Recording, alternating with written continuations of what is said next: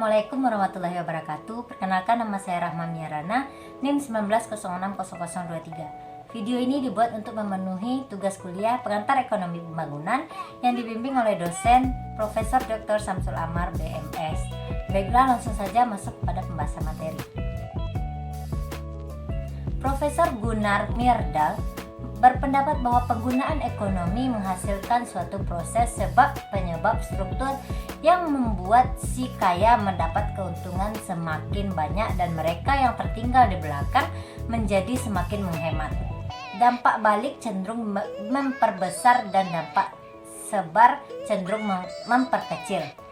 Secara kumulatif, kecenderungan ini semakin memperburuk ketimpangan internasional dan menyebabkan ketimpangan regional di antara negara-negara terbelakang. Di negara terbelakang, proses kumulatif dan sirkuler dikenal sebagai lingkaran setan kemiskinan, berjalan menurut dan karena tak teratur menyebabkan ketimpangan. Myrdal yakin bahwa pendapatan teoritis yang kita warisi tidak cukup menyelesaikan problem ketimpangan ekonomi. Tesis Myrdal. Profesor Myrdal membangun teori keterbelakangan dan pembangunan ekonomi dan pembangunan ekonominya di sekitar ide ketimpangan sosial pada tarif nasional dan internasional. Untuk menjelaskannya, ia menggunakan ide dampak balik dan dampak sebar. Ia mendefinisikan dampak balik sebagai semua perubahan yang bersifat merugikan dan mengekspansi ekonomi suatu tempat karena sebab-sebab di luar tempat. Yang pertama, ketimpangan regional. Berkaitan erat dengan sistem kapitalis yang dikendalikan oleh motif laba. Motif laba inilah yang mendorong berkembangnya pembangunan terpusat di wilayah-wilayah yang memiliki harapan laba tinggi. Semakin wilayah-wilayah lain tetap terlantar.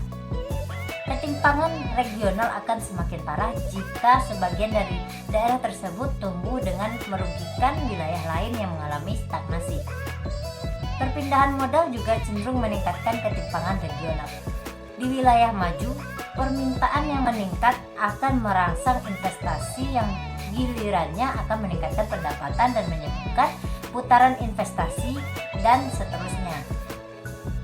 Lingkup investasi yang lebih baik pada sentra-sentra pengembangan dapat menciptakan kalangan modal di wilayah terbelakang.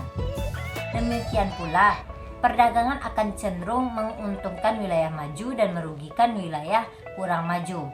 Pembangunan industri di wilayah pertama dapat menghancurkan industri yang ada di wilayah terbelakang, dan wilayah miskin tetap menjadi wilayah agraris.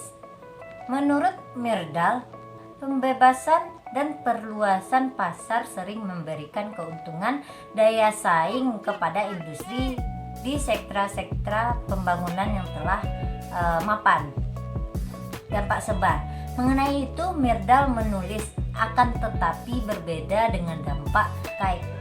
Ada juga dampak momentum pembangunan yang menyebar secara sentrifugal dari sentra ekspansi ekonomi di wilayah lainnya. Akan tetapi, dampak balik dan dampak sebar tidak mungkin berjalan seimbang. Dalam mendukung pendapatnya ini, Profesor Myrdal mengutip dua korelasi umum yang tersimpul dalam kajian Komisi Ekonomi PBB untuk Eropa. Yang pertama, ketimpangan regional jauh lebih besar di negara miskin ketimbang negara kaya. Yang kedua, di negara miskin, ketimpangan regional semakin melebar, sedangkan di negara kaya semakin menyempit. Peranan pemerintah, kebijakan sosial di negara miskin cenderung memperburuk ketimpangan regional. Peranan bebas, kekuatan pasar, dan kebijakan liberal merupakan dua kekuatan yang menciptakan ketimpangan regional sebagai akibat lemahnya dampak sebar. Faktor lain yang menjadi penyebab ketimpangan regional di negara miskin adalah lembaga feodal yang kokoh dan lembaga lainnya yang tidak adil, struktur kekuasaan yang membantu si kaya dan si miskin. Nah, yang kedua, ketimpangan internasional. Menurut Myrdal, Perdagangan internasional mungkin mempunyai dampak surut yang kuat pada negara terbelakang. Pada kesempatan lain, ia menulis, perdagangan pada umumnya cenderung sangat menguntungkan si kaya di wilayah maju dan merugikan negara kurang maju. Perdagangan secara bebas akan dua negara, di mana yang satu negara maju dan negara terbelakang akan memperkaya negara pertama dan mempermiskin negara kedua. Perpindahan modal juga gagal menghapuskan ketimpangan internasional karena negara maju lebih menjanjikan keuntungan dan jaminan bagi para investor. Maka modal akan semakin menjauhkan diri dari negara terbelakang. Modal yang mengalir ke negara terbelakang yang terjajah sebagai besar diarahkan pada produksi primer dan ekspor. Tetapi ia cenderung merugikan perekonomian mereka karena dampak yang begitu kuat. Dengan demikian, perdagangan dan perpindahan modal secara bebas yang telah menghasilkan kemajuan ekonomi bagi negara maju ternyata menciptakan dampak balik yang pahit bagi negara terbelakang di seluruh dunia. Penilaian kritis. Tesis Myrdal memperlihatkan suatu teori yang lain sama sekali berbeda dari teori terbelakang lainnya. Ia menggabungkan kekuatan nasional dan internasional yang cenderung membawa negara terbelakang tetap berada dalam proses kumulatif di mana kemiskinan menjadi dirinya sendiri. Tidak ada yang dapat menyangkal fakta bahwa di negara terbelakang dampak sebar dikalahkan oleh dampak balik yang kuat. Nah, baiklah, sekian materi yang saya bahas.